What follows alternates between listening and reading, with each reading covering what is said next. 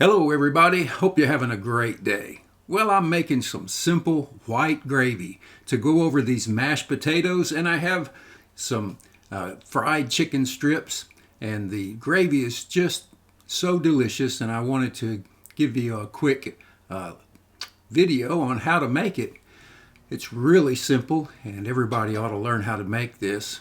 And so you start with a nice heavy pot. You could use a cast iron skillet, and you need some oil. I'm going to use bacon grease, but you could use oil or you could use butter, and I'm going to put about 3 tablespoons of bacon grease in the pan and let it start coming up to temperature.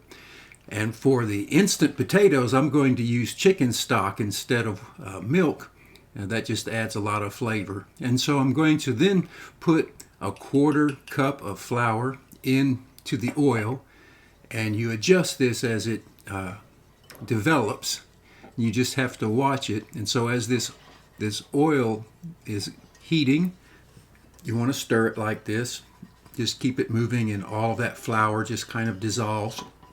And you want to bring it up to begin to bubble. And I'm going to add some more flour now, about another half of a 1/4 of a cup. So we'll call it 1/3 of a cup of flour.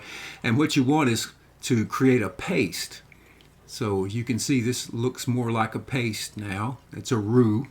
And you want to let this cook for about 2 or 3 minutes to cook the rawness out of the flour. And you want to keep it moving because you don't want to burn it unless you want to darken the flour and create a darker gravy. But we're making a white gravy. And then for some seasoning, a 1/2 teaspoon of salt. Just stir that in.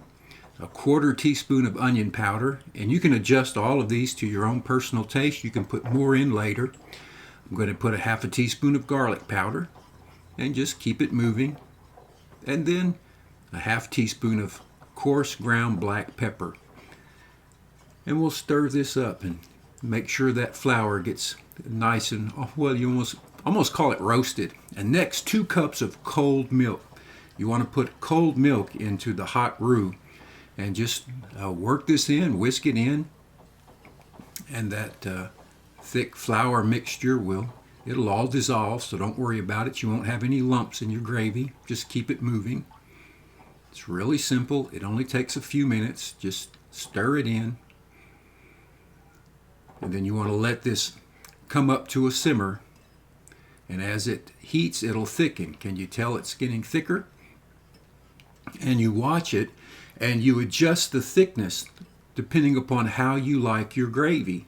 I'm going to put a little of this chicken stock that I had left over in as well, because you can thin it with milk, you can thin it with water, you can thin it with, well, just about anything you'd like to. You could even put extra butter in it. And so you watch it and you let it cook and you let it simmer for about 3 minutes until it gets the thickness that you like. Again, if you want it thinner, you just thin it out with liquid. And then once it's ready, you just pour it over whatever. I've got some mashed potatoes. I didn't show making these instant mashed potatoes. I just followed the directions on the box. And it just is so delicious. And it's the classic comfort food, this white, creamy gravy. Oh, it's so good. It makes everything better. Well, that's how you make it. Here it is served up with a little salad. A wonderful lunch. White gravy. So easy. Well, that's how you make it. Hey, thanks for watching. Take care. We'll see you next time. Bye now.